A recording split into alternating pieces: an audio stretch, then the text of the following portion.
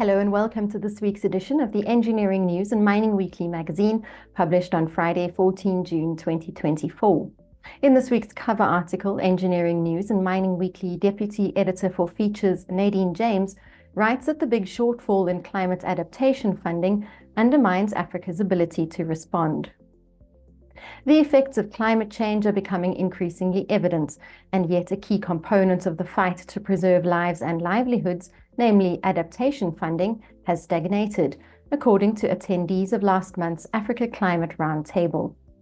The Engineering News features focus on youth in industry and mining, where a miner champions local business and youth employment. Rail infrastructure, where companies aim to improve railway operationality. And roads and bridges, where innovation and investment are key to advancing infrastructure growth. The Mining Weekly features focus on quarrying, where an organizational body looks into the industry's challenges. This week's business leader is Zinhle Simamane, the CFO for International Business at Traction. And as this week's cartoon shows, coalitions were always the most likely scenario for a country that selects political representatives using a system based on proportional representation. It requires a degree of political level-headedness difficult to achieve in a society and world that are increasingly polarized.